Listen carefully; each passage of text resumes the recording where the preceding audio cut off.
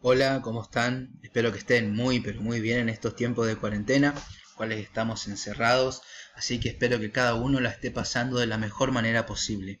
Bien, la idea de este video es continuar trabajando en nuestra materia, ¿sí? En historia. Así que les voy a hacer algunas recomendaciones que me parecen importantes. La primera es que por favor anoten todo lo que van a ir viendo en las distintas pizarras en sus carpetas, ¿sí? La segunda es que el video va a estar guardado en mi canal, así que ustedes pueden verlo las veces que consideren necesario. Pueden pausarlo, pueden retrocederlo, pueden volver a comenzar para escuchar la explicación, páusenlo para copiar lo que dice en sus carpetas, etcétera, etcétera, ¿sí? No se desesperen, no se apuren, hagan tranquilos. La idea es que puedan tener un material que les sirva y no que les confunda más. Así que arrancamos de una vez, ¿sí? Vamos. Nosotros habíamos visto en las primeras dos actividades algunas cuestiones de la presentación de la materia, en el caso de la primera actividad, y ya en la segunda comenzamos al desarrollo específico de la misma. Bien, vamos a hacer un repaso sobre eso. Así que el título sería Las características de la historia como ciencia social. El título lo ven acá arriba, la característica de la historia como ciencia social. Bien, vamos a partir de estas tres preguntas. ¿A qué nos referimos con historia? ¿Por qué la historia es una ciencia? ¿Y cómo construye la historia sus conocimientos? ¿Sí? Bien, vamos. Lo primero que tenemos que saber es que la palabra historia es una palabra que es polisémica, como dice acá. Polisémica quiere decir que la palabra tiene varios significados. En este caso la palabra historia tiene muchos significados y nosotros tenemos que conocer por lo menos dos. Los significados de la palabra historia van a depender del contexto en el cual se esté utilizando la palabra. ¿Sí? No es lo mismo utilizarla en un contexto de una manera que utilizarla en otro contexto de otra manera. Nosotros tenemos que saber por lo menos dos significados de esa palabra. Un primer significado se refiere a la historia como la ciencia social que estudia el pasado de la humanidad. En este caso estamos haciendo referencia a la historia como ciencia social.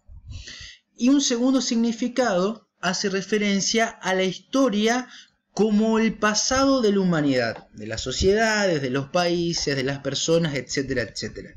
Este segundo significado lo vemos reflejado, por ejemplo, con el tema del coronavirus. Habrán escuchado en los noticieros o habrán leído que el coronavirus es algo que va a quedar en la historia de la humanidad, ¿sí? En ese caso, la palabra historia está siendo utilizada en este segundo sentido, como para referirnos al pasado de la humanidad. Entonces, tenemos a la historia como ciencia social que estudia el pasado de la humanidad y la historia para referirnos a ese pasado de la humanidad, ¿sí? Bien, continuemos entonces. Vamos por acá, ahí está. Vamos a ver la segunda pregunta. ¿Por qué una ciencia social la historia? Primero y principal tenemos que preguntarnos por qué una ciencia, ¿sí? ¿Por qué ciencia la historia? Bien, para que una disciplina sea considerada una ciencia son necesarios muchos requisitos. Nosotros vamos a concentrarnos en solamente dos. Por un lado, tiene que tener un objeto de estudio y un método para estudiar ese objeto de estudio. El objeto de estudio responde a la pregunta ¿qué vamos a estudiar?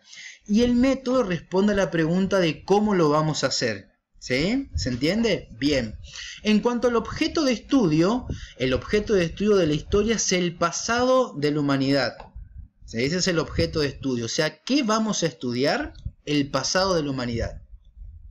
¿Cómo lo vamos a hacer? O sea, el método es el método conocido como método científico, / método de los historiadores también, que ustedes lo habrán leído en la actividad número 2 cuando yo les enviaba un texto que hablaba sobre el método de los historiadores y los distintos pasos que deben cumplirse para llevar adelante ese método.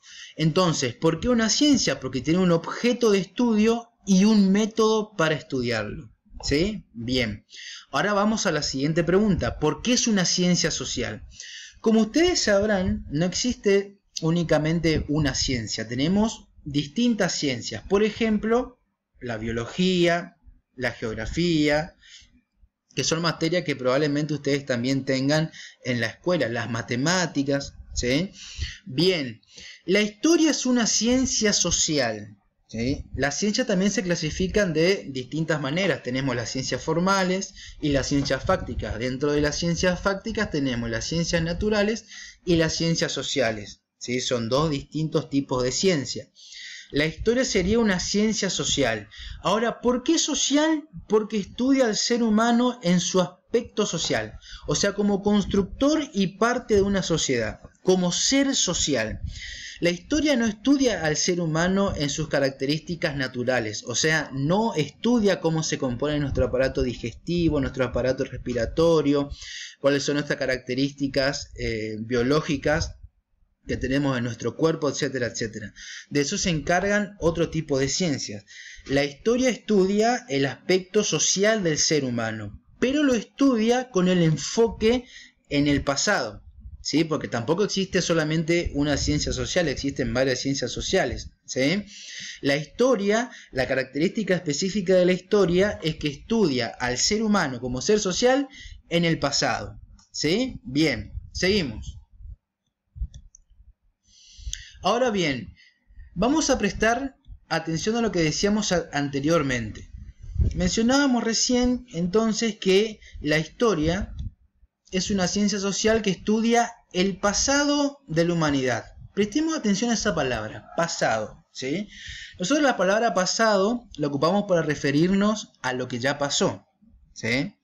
Bien, lo que tenemos que preguntarnos acá es cómo construir los conocimientos del pasado, es decir, cómo construye la historia sus conocimientos, ¿no? Como dice acá el título. ¿Por qué? Vamos a un ejemplo. En el caso de la biología, si uno quiere estudiar el cuerpo humano, en el caso de la biología, de nuevo, si uno quiere estudiar el cuerpo humano, en el caso de la biología, el cuerpo humano uno lo puede ver, puede acceder a un cuerpo humano de manera directa y estudiarlo, ¿sí? Uno ve el cuerpo humano, ¿sí? Uno puede estudiarlo, puede comprenderlo, etcétera, etcétera. Ahora, cuando hablamos del pasado y hacemos referencia a lo que ya pasó, tenemos que tener en cuenta que nosotros no podemos acceder de manera directa al pasado. ¿Qué quiero decir con esto? Que no podemos ir al pasado y ver lo que sucedió, experimentar lo que sucedió.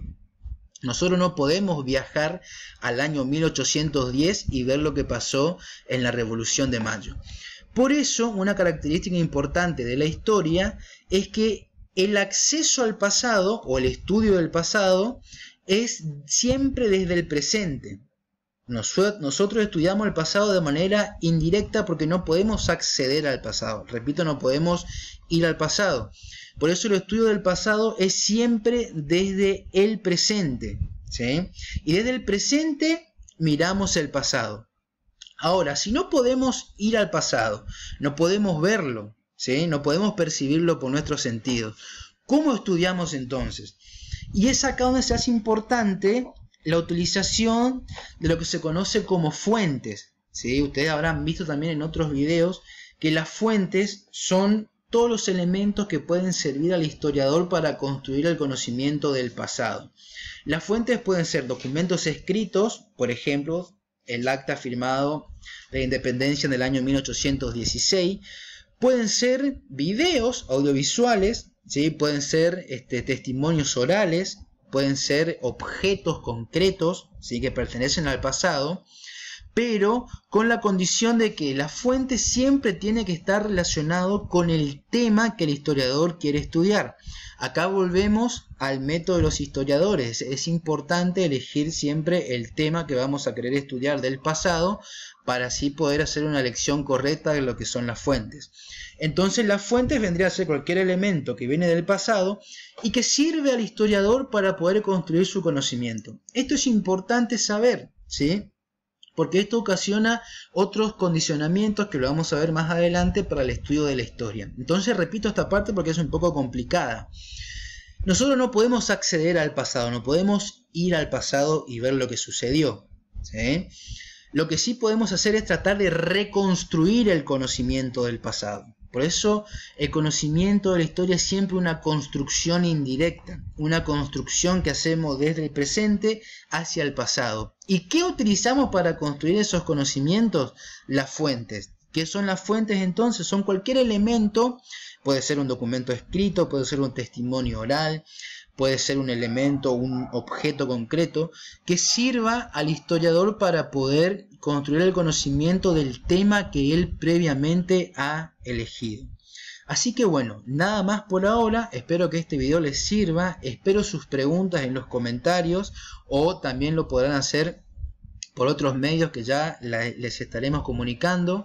Así que les mando un fuerte abrazo y espero que este video sirva y que la estén pasando bien. Chao.